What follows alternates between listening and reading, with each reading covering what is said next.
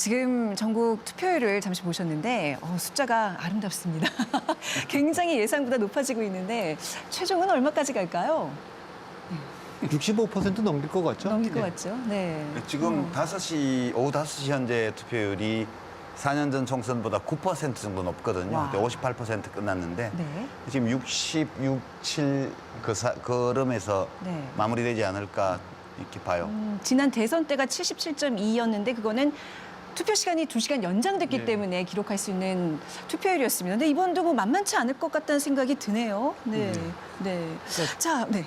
이 동력이 뭘까에 대해서 이제 좀 판단이 필요한 것 같은데 약간 과감한 이야기인지 모르겠습니다만 이제 정권 심판이다, 야당 심판이다 뭐 이렇게 얘기가 되게 나왔었잖아요. 그건 이제 정치권이 설치한 프레임이고 뭐 국정 안정이다 아니다 뭐 이런 얘기도 있는데 저는 양쪽을 굉장히 강하게 끄는 힘은 온전한 개혁이 이루어지지 않았다라고 생각하는 그룹과 그 개혁의 방향이 되게 잘못됐다라고 생각하는 완전 반대 진영인데 이 중간에서 이제 이른바 중도층이나 무당층들이 판단을 자기가 힘들었던 상황인데 코로나19 국면을 보면서 개혁까지는 아닐 수는 있어도 적어도 안정이 좀 필요하다라고 하는 쪽으로 이제 힘을 실어주지 않았으면 이 정도 수치까지 올라갔을까라고 하는 그런 생각이 좀 들거든요. 네. 뭐 조심스러운 분석이긴 합니다만 그 정도의 판단은 좀 필요하지 않은가 싶어요.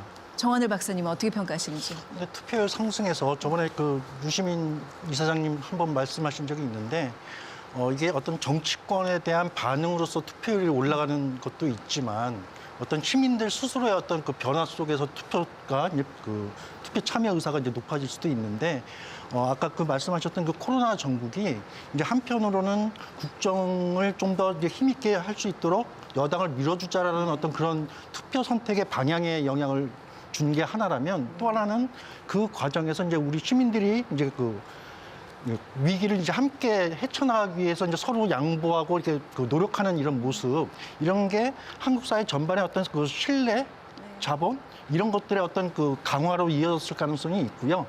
그게 전반적인 어떤 그 시민성의 어떤 상승과 그 결부가 되면서 투표 참여로 연결됐을 가능성 그것도 좀 생각해 볼 대목인 것 같아요. 네, 시민성의 상승, 이렇게 아름답게 분석을 해주셨지만 또 이번 투표율은 어찌 보면 양당 대결, 진영 대결이 팽팽하기 때문에 또 이루어질 수 있는 일이 아닌가라는 분석도 개인적으로 해봅니다. 뭐 선거 막판까지 굉장히 치열한 경쟁이 이렇게 이어지면서 선거 기간 이제 막판에 이 막말 변수가 요동을 쳤습니다.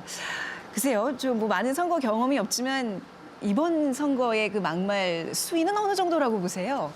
어떤 막말들이 우선 있었는지 좀 한번 아니 거론해볼까요? 그거는 뭐 네. 이제 2004년에 대표적으로 네. 정동영 의장의 노인 폄하 발언도 있었고 셌죠. 네. 뭐 그때 한 거는 아닙니다만 2012년에는 이제 김용민 후보의 그 전에 했던 말들이 좀 나와서 논란이 되기도 했고 그런데 선거 때는 뭐 이런 실수는 항상 있어 왔습니다. 뭐 다른 때보다 더 뭐 막말이 많았던 것도 아니고 또 센 수위도 아니라고 좀 봅니다. 다만 이게 이제 왜 이슈가 되냐면 이슈 자체보다 정치에서는 선거에서 이슈를 다루는 태도가 더 중요하거든요.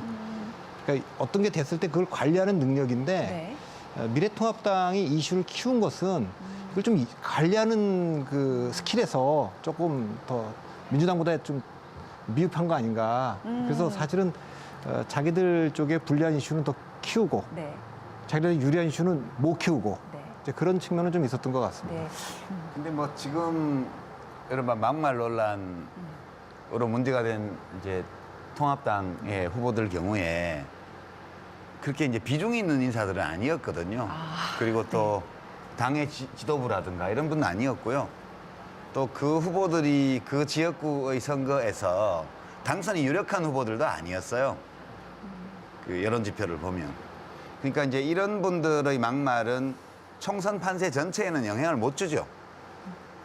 다만 정말 근소한 표차로 선두를 다투고 있는 선거구. 네. 이런 데에 다소간의 악영향을 주어서 뭐 몇십 표, 몇백 표 차이로도 승패가 갈라질 수 있는 이런 선거구에서 이게 뒤집어지는 결과를 낼 수 있다는 불안감 이런 것들이 이제 훨씬 더 영향이 크죠. 그러니까 총선 그 큰 판세에는 큰 영향을 주지 않을 것이다라는 저는 그렇게 분석이신데 봐요. 이번 막말 관련해서 정준희 교수님께서 분석하신 게 있으세요? 네. 예, 이번에도 이제 막말 관련된 이제 전반적인 SNS나 언론의 언급이 어땠던가라고 하는 걸 전반적인 그래프로 봤는데요. 이 막말이라고 하는 게 사실은 되게 좀 폭넓은 키워드라 이게 이제 진폭이 계속 있을 수밖에 없습니다. 그래서 요번에 비단 막말 논란 이전에도 사실은 초기부터도 계속 막말이 관련된 것들이 계속 이슈화 됐었어요. 근데 보시겠지만 뒤에 가서 완전히 이렇게 피크로 올라가게 된 그거는 이제 차명진 후보에 관련된 것들이 이제 상당히 컸었고 이 과정에서 이제 문제가 됐던 게 전체 총선 국면에서 사실은 미래통합당이 야당으로서 이제 되게 대항적인 모습을 잘 못 보이면서 이슈의 전면에 잘 나서지 못했거든요. 근데 하필이면 이 막말 이슈로 이제 미래통합당이 외로 이슈의 전면에 나서는 현상이 나타나면서 되게 막말과 미래통이 곧바로 이제 부각되는 이제 그런 현상이 좀 나타났습니다.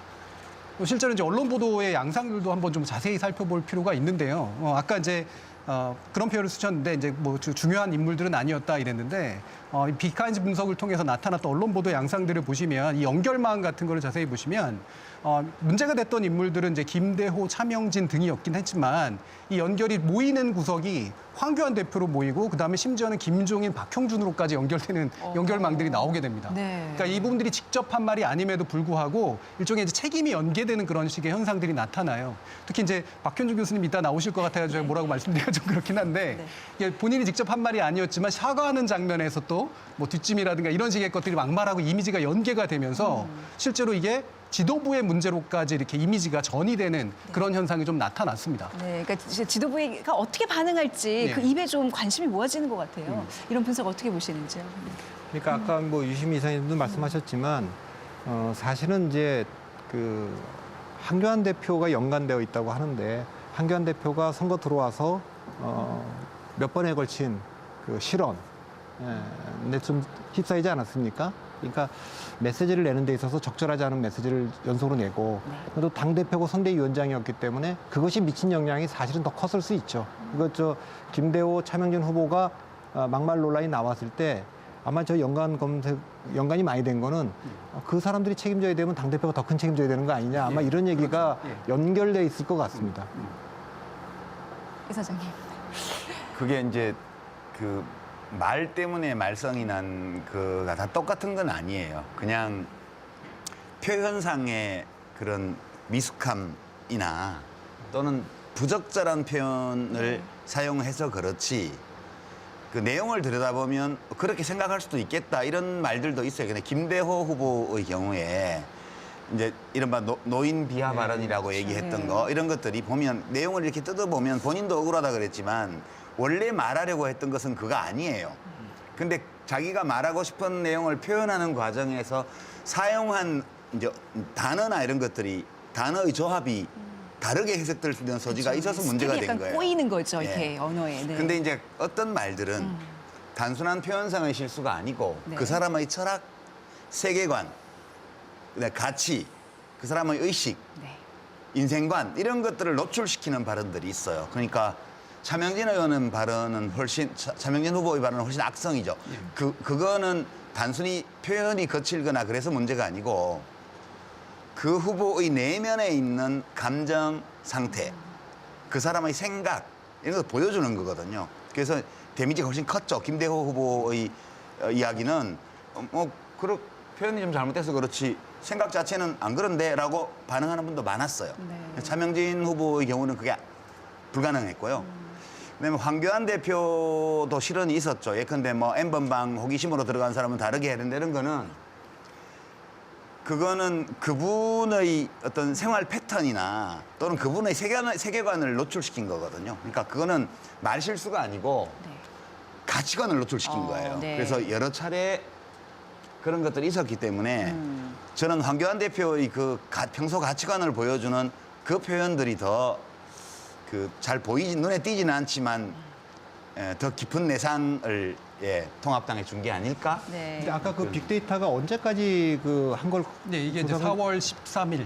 그러면 이제 사실은 그 뒤에 막판에 선거 막판에는 이제 안산에 이제 김남국 후보와 관련된 이슈가 있었지 않습니까? 예. 그 이슈와 관련해서 민주당도 사실 그 이슈를 관리하는 데 있어서 적절치 못한 대응을 하긴 했습니다. 그러니까 뭐 그거 통합당으로부터 왜 민주당은 우리 당처럼 그렇게 뭐 하지 않느냐, 인정하고 사과하고 뭐 책임지는 행동을 하지 않느냐. 그리고 민주당 지도부도 원내대표가 그렇게 얘기했죠. 다 봤을 때 뭐 크게 문제되지 않는다. 이런 얘기를 했기 때문에 선거 막판에 그 하루 이틀 사이에는 어떤 영향을 미쳤는지는 현재 저희가 알 수 없어요. 네. 네. 그 부분도 되게 중요한 건데요. 제가 분석한 시점까지는 압도적으로 이제 언급량이나 보도량이 73%가 이제 미래통합당하고 관련성이 있었고 17%가 이제 민주당하고 관련성이 있었거든요. 근데 그 뒤에 이제 확실히 보도량이 또 증가해서 이 비율은 좀 더 미래통합당이 약간 줄어드는 쪽으로 가는 건 맞는 것 같은데요. 여기서 우리가 주의해야 될 게, 그러니까 사실 후반기에 만들어진 그 막말 논란은 미래통합당이 사실은 반대 프레임을 위해서 이제 막 이렇게 끌어온 측면들이 상당히 강한데 네. 내용을 자세히 좀 뜯어보면 이를테면 상대 정치 세력을 대상으로 격한 표현을 쓴 것과 그다음에 유권자를 대상으로 이제 뭔가 상당히 심각한 발언을 한 것 사이에 격차가 생기면서 사람들이 거기에 대한 태도를 좀 달리 갖는 측면들이 좀 있는 것 같아요. 네. 그러니까 이제 막말을 통해서 어떤 지지층을 결집하는 효과는 있지만 우리가 지금 굉장히 중요하게 생각하는 부동층은 떠날 수 있단 말이죠. 정원하 박사님. 네. 말씀하신 대로 그러니까 뭐 선거 캠페인에서 네. 네거티브의 효과만큼 확실한 게 없다. 이런 통념들이 있었던 건 사실인데 사실은 2000년대 이후의 어떤 선거 과정을 보면 한국의 선거 과정을 보면 최소한 막말이 그렇게 일방적으로 막말이나 이런 어떤 네거티브 선거 전략이 일방적으로 그 효과를 보는 건 아닌 것 같다. 네. 요거는 좀 짚어둬야 될 대목인 것 같고요. 왜 그런가 좀 생각을 해보면 그게 분명히 말씀하셨던 것처럼 지지층을 결집하는 건 있는 것 같아요. 자기 편을 결집시키던 반대편을 결집시키던.